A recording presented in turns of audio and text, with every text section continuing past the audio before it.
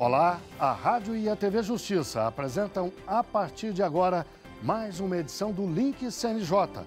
Um programa do Conselho Nacional de Justiça que traz reportagens e conversas exclusivas com personalidades do mundo jurídico. E hoje vamos falar do trabalho do Poder Judiciário para prestar um serviço de qualidade às pessoas em situação de rua.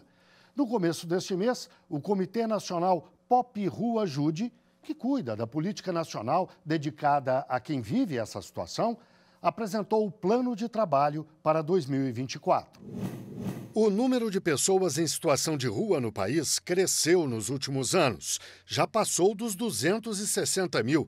Para lidar com o problema e oferecer um atendimento humanizado a essas pessoas, o Judiciário estabeleceu algumas prioridades, como melhorar a coleta de dados para a gestão da política de atenção a esse público, sensibilizar todas as instituições, do judiciário ou não, para fortalecer o atendimento, articular uma política de moradia com outros setores do poder público e da sociedade, dar atenção especial a adolescentes que saíram do sistema socioeducativo, a refugiados e a imigrantes, manter e ampliar os mutirões de atendimento às pessoas em situação de rua.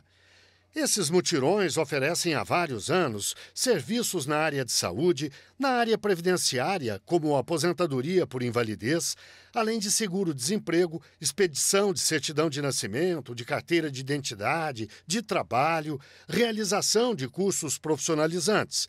E, a partir de agora, esses serviços vão ser permanentes, como explica o conselheiro do CNJ, Pablo Coutinho Barreto. Então, a ideia é que os tribunais consigam organizar, dentro de suas estruturas já existentes, um fluxo permanente de atendimento às pessoas em situação de rua, de forma a conferir esse atendimento humanizado e especializado por pessoas capacitadas ao longo de todo o ano, e não apenas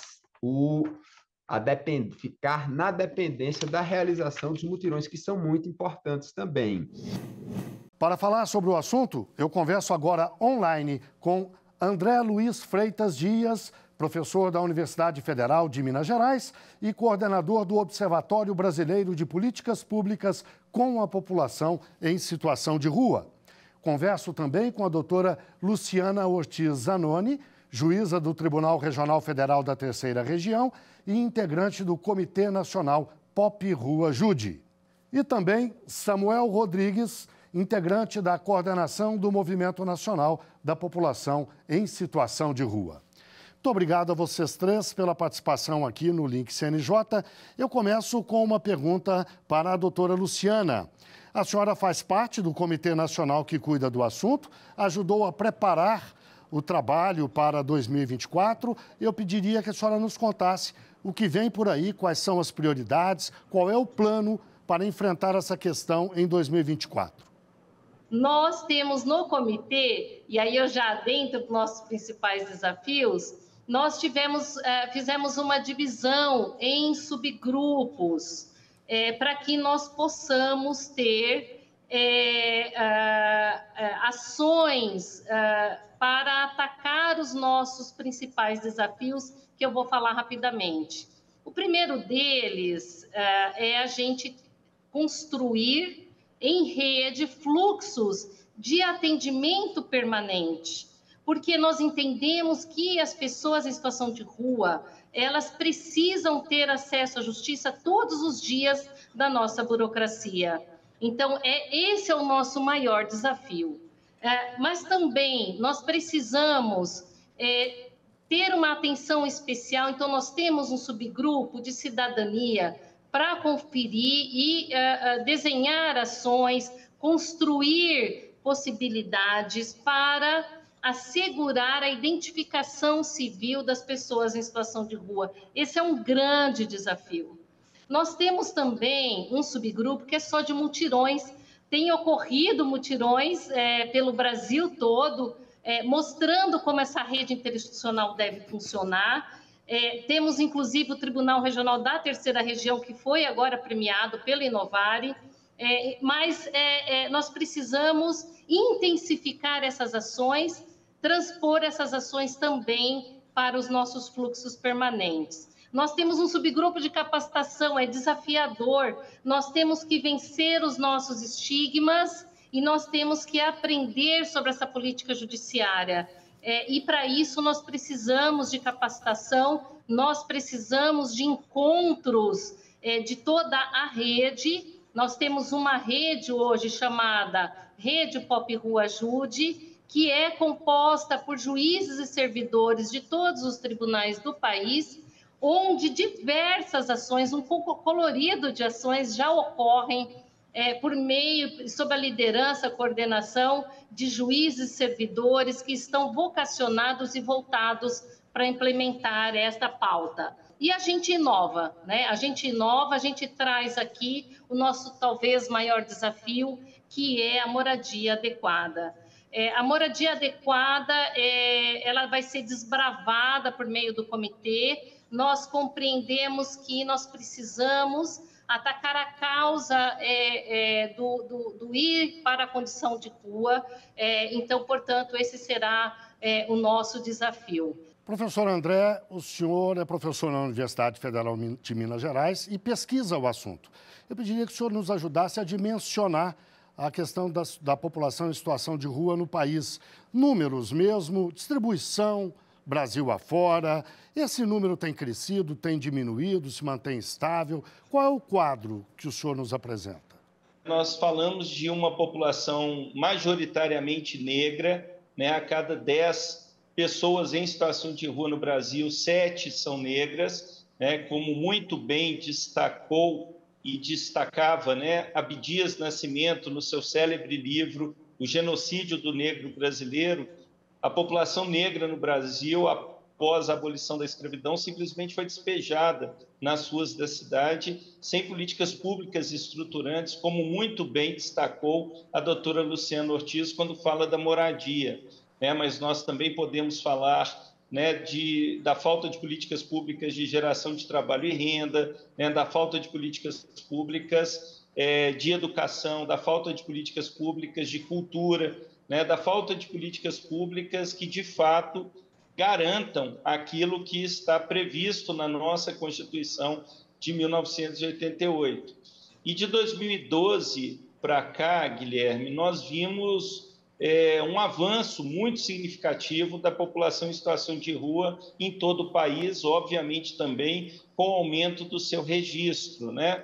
Especialmente no Cadastro Único para Programas Sociais, o CadÚnico, né, que é o principal instrumento que nós temos de registro e de acompanhamento da população em situação de rua em todo o país e também, né, de acesso a políticas sociais, né, no nosso país. Então, só para vocês terem uma ideia, em 2012, né, o Brasil contava com 12.775 pessoas em situação de rua no nosso país. Em 5 anos, em 2017, esse número saltou para 101.302 pessoas em situação de rua e, mais recentemente, em dezembro, né, do ano passado, são os números mais atuais que nós temos, né, nós registramos no nosso país 261.653 pessoas em situação de rua no nosso país, né? Isso sem considerar a taxa de subnotificação, que nós estimamos que atualmente seja algo em torno de 30% da população em situação de rua não está registrada ou não está contabilizada no CadÚnico. Samuel, a sua presença aqui é ótima para a gente começar escutando. Afinal, na percepção do movimento nacional das pessoas em situação de rua, como o senhor analisa a situação, a realidade apresentada pelo professor André e também a política nacional desenvolvida, liderada pelo CNJ. Qual é a avaliação que o senhor faz? Vamos pegar a pandemia, né? O boom da pandemia, o que a pandemia trouxe de famílias inteiras, de indivíduos, né? Homens, mulheres, crianças para a situação de rua, né? Por conta dos problemas estruturantes, né? Perdeu o emprego, não consegue mais pagar o aluguel, certamente vai morar na rua. Os problemas climáticos do nosso país, do nosso mundo global hoje. Choveu, inundou, levou a casa das famílias embora. O Estado não tem capacidade para abrigar essas famílias, para abrigar todas essas famílias, todas essas pessoas, e parte dessas pessoas desabrigadas pelo clima vai vir morar em situação de rua. A construção política desse processo, a construção de estratégias políticas, nós temos uma lei recém-aprovada, por exemplo, na Câmara dos Deputados Federais, sancionada pela Presidência da República, né, que cria uma proposta de trabalho digno e cidadania para a população de rua. Temos a Resolução 425. Tudo isso é processo de debates, tudo isso é processo de construção, e, como diz o professor André, de construção feitas com a população de rua. Né? Tem uma coisa meio paulo freireana nisso, nada sobre nós sem nós. Então, todo o processo do Decreto 7.053, todo o processo da lei que foi sancionada agora recentemente, que eu disse, todo o processo da Resolução 40 do Conselho Nacional de Direitos Humanos, todo o processo da 425 do CNJ, da Resolução 425 do CNJ, foi construída conosco, né? Então, a gente acredita estar num momento, eu falava isso com o companheiro ontem ainda, de divisão de água. A 425 é para nós um divisor de água. Pela primeira vez, a gente tem um diálogo aberto e continuado com o Poder Judiciário brasileiro, e isso é muito importante. E eu não tenho dúvidas que, à medida que a gente fizer a nossa parte enquanto movimento, de empoderar essa população sobre a Resolução 425, né, e sobre os direitos abarcados e trazidos por ela, quanto mais a gente sensibilizar os tribunais e quanto mais a gente tiver a academia e a sociedade civil, de uma forma geral, envolvida nesse processo, nós estaremos trilhando um caminho de real cidadania e de real acesso a direitos. E, doutora Luciana, o Samuel usou aquela expressão nada sobre nós, sem nós, e aludiu à academia e à sociedade de uma forma geral, a também os movimentos populares, enfim. Não se constrói uma solução para um problema como esse apenas a partir do judiciário ou algum setor isoladamente. É um trabalho conjunto, não é? Eu gostaria que a senhora nos explicasse isso melhor, mas daqui a pouquinho, logo depois do intervalo. O Link CNJ, portanto, faz uma breve pausa e volta já já.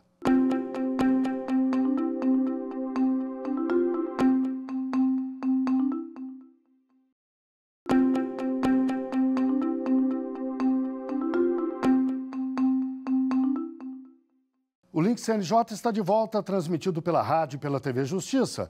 Hoje falamos do trabalho do Poder Judiciário para prestar um serviço de qualidade às pessoas em situação de rua. Para discutir o assunto, os nossos convidados são André Luiz Freitas Dias, professor da Universidade Federal de Minas Gerais e coordenador do Observatório Brasileiro de Políticas Públicas com a População em Situação de Rua. Também Luciana Ortiz Zanoni, juíza do Tribunal Regional Federal da Terceira Região e integrante do Comitê Nacional Pop Rua Jude. E Samuel Rodrigues, membro da coordenação do Movimento Nacional População em Situação de Rua. Doutora Luciana, no bloco anterior eu deixei uma questão no ar para a senhora abordar agora, sobre a importância de um trabalho conjunto, não de algum setor isoladamente, como a academia ou o judiciário, mas de um trabalho conjunto para dar uma solução para esse problema tão grave. Por favor. Nós fomos ao encontro das pessoas em situação de rua, nós fizemos entrevistas durante a feitura, né, da proposta de resolução, e nós ouvimos toda a sociedade civil, ouvimos o movimento social, Conselho Nacional de Direitos Humanos, o sistema de justiça, e a partir dali nós consignamos na resolução 425 que todas as ações devem ser feitas dessa forma. Então, nós temos no comitê juízes e servidores de todos os segmentos de justiça, nós temos a sociedade civil organizada que já trabalha com essa temática há muitos anos, tem muita vivência, e nós trouxemos também um movimento social que é imprescindível, que nos chama a atenção de pontos ainda não percebidos e do tamanho dos nossos desafios, mas principalmente o que está acontecendo ainda nas ruas. Infelizmente, por mais que nós vejamos um movimento nacional de olhar para o fenômeno das pessoas em situação de rua, a situação é muito grave. Então, o movimento conosco sempre nos chama a atenção de pontos relevantes. E a academia, né? Então, nós temos a academia conosco, porque nós precisamos avançar e aprofundar nessa temática. E a orientação do conselheiro Pablo Barreto é nós intensificarmos agora, sob a coordenação dele, esse trabalho em rede interinstitucional e com os comitês que foram, alguns já formados nos tribunais, outros, o Comitê Nacional fará um trabalho para que os tribunais implementem os seus comitês e as suas redes interinstitucionais nos estados, dessa forma empática e colaborativa.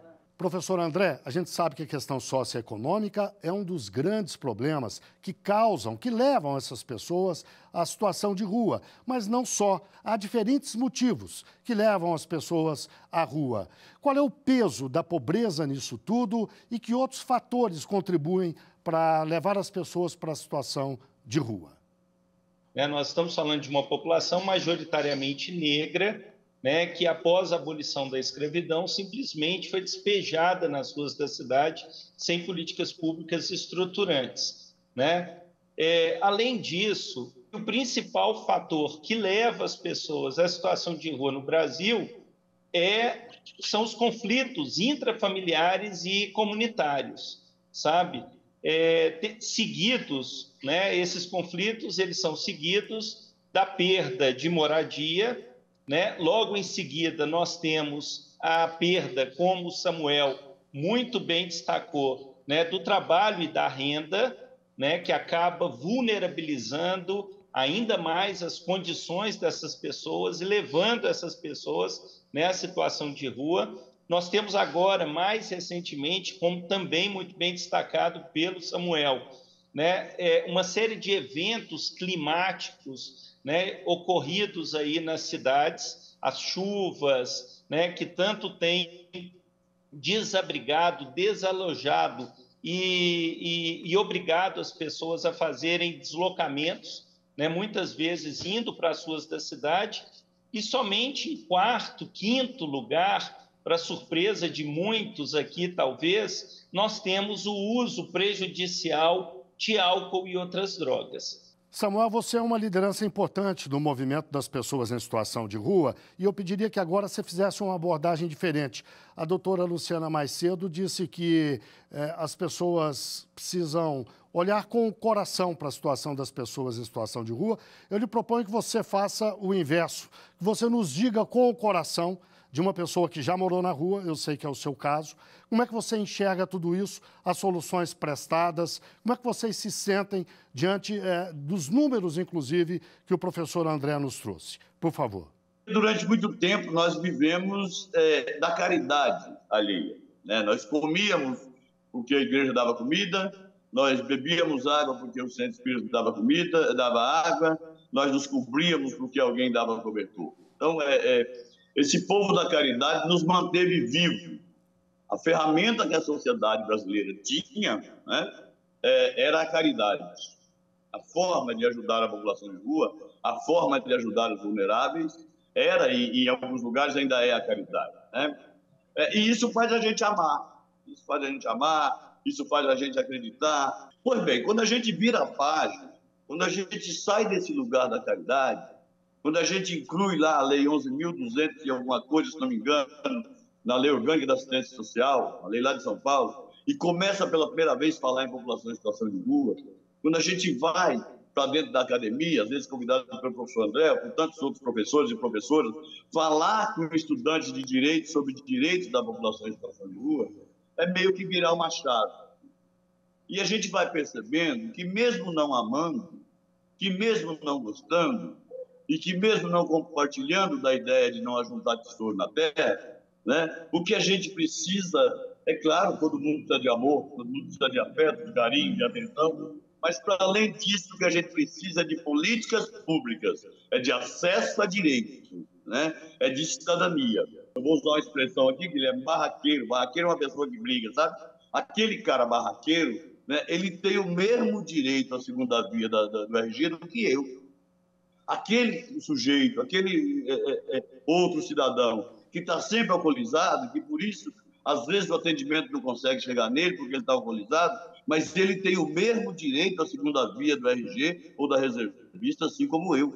Acho que a resolução 40 e a resolução 425 me ajuda, tem me ajudado a traduzir e a conversar com meus amigos, que tão importante quanto o amor é o acesso ao direito e à cidadania. Bem, chegamos ao fim da nossa entrevista de hoje. Eu agradeço muito a participação de André Luiz Freitas Dias, professor da Universidade Federal de Minas Gerais e coordenador do Observatório Brasileiro de Políticas Públicas com a População em Situação de Rua. Ainda Luciana Ortiz Zanoni, juíza do Tribunal Regional Federal da Terceira Região e integrante do Comitê Nacional Pop Rua Jude. Samuel Rodrigues, membro da coordenação do Movimento Nacional da População em Situação de Rua. Muito obrigado mais uma vez aos três. E agora o link CNJ da Notícias da Justiça. Na abertura oficial do ano judiciário, o ministro Luiz Roberto Barroso, presidente do CNJ e do Supremo Tribunal Federal, reforçou as prioridades para 2024. Investir em inovação, tornar a justiça mais célere e acessível à população vulnerável, além de extinguir mais de 400 mil processos de execução fiscal que tramitam no país. E o CNJ deu posse a 6 novos conselheiros. O ministro Guilherme Caputo Bastos assumiu a vaga destinada ao Tribunal Superior do Trabalho. Outros 2 conselheiros foram indicados pelo Supremo Tribunal Federal. O desembargador José Edivaldo Rocha Rotondano, do Tribunal de Justiça da Bahia, e a juíza Renata Gil de Alcântara Videira, do Tribunal de Justiça do Rio de Janeiro.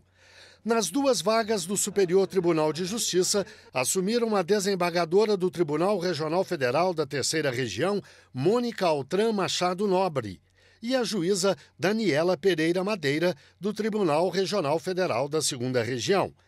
Pela Câmara dos Deputados, tomou posse a advogada da União, Daiane Nogueira de Lira. O plenário do CNJ tem 15 conselheiros. É hora do CNJ nas redes. Vamos ver algumas das postagens que marcaram a semana nas redes sociais do CNJ. Oi, pessoal! O carnaval foi um sucesso com o Bloco do Respeito em todos os cantos do país. Com o apoio dos tribunais de justiça e de nomes de peso como o DJ Alok, a ativista Luísa Brunet e a cantora Daniela Mercury, conseguimos espalhar a mensagem de respeito, diversidade e inclusão para todos os foliões. E como o carnaval fora de época, o Bloco do Respeito continua o ano inteiro, hein? Em nossas redes sociais, você pode conferir diversas dicas que você pode usar a qualquer momento. Com o aumento dos casos de dengue em todo o país, é muito importante ficar atento a focos de água parada e também a permissão para que os agentes de saúde tenham acesso à sua casa. Mas atenção, a visita deve ser comunicada anteriormente e o agente deve apresentar identificação e estar uniformizado. Quer ficar por dentro das atividades do Judiciário, acompanhar as notícias oficiais, serviços à sociedade, direitos e deveres? Então siga o canal do CNJ no WhatsApp, ative o sininho e não perca nenhuma novidade. Por hoje é isso. E até a próxima.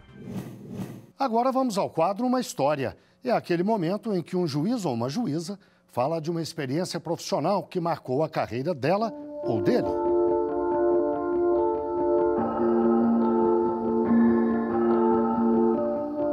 Sou Sônia Meire de Abreu Tranca Calixto, juíza da primeira vara de registros públicos da comarca de Fortaleza, e desde agosto de 2022 nós temos um trabalho com pessoas em situação de rua. E tudo começou na época da pandemia, que eu via as pessoas em situação de rua sem poder tomar vacina. E aquela situação toda me sensibilizou. Esse ano nós faremos o 2º ano desse nosso trabalho, um trabalho muito gratificante para nós e também de muita valia para eles. Pessoas com muita necessidade, pessoas já em idade avançada, que nunca tiveram registro e que estão tendo a possibilidade de se registrar, de ter uma condição de vida, de ter uma vida digna, porque nós nos preocupamos não só com a questão do registro para que ela possa exercer a cidadania dela, tirar os outros documentos, mas também para que ela possa se inserir na sociedade. De que maneira? Tendo um benefício social, porque as pessoas que não são registradas, não têm documentação, não podem receber nenhum benefício do governo.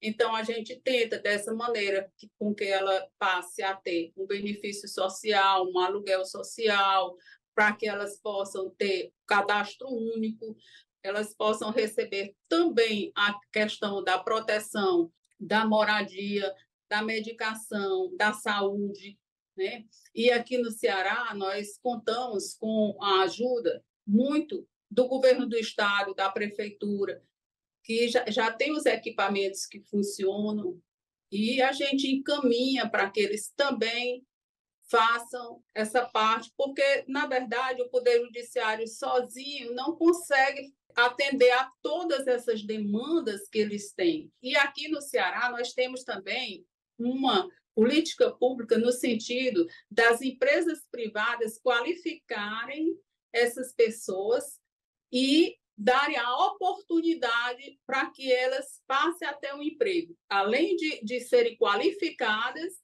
elas, quando terminam a qualificação, elas já têm um trabalho. Um dos principais fatores para que eles se ressocializem é o trabalho, porque o trabalho dignifica a pessoa. Para nós, dos registros públicos, documentar essas pessoas para que elas deem o primeiro passo no exercício da cidadania, nesse resgate da cidadania, para que elas possam ter uma vida digna, já é muito importante. Nós nos sentimos muito honrados com esse nosso ofício. Bem, chegamos ao fim de mais um Link CNJ. Muito obrigado a você que esteve com a gente até agora na rádio e na TV Justiça. E até a próxima semana.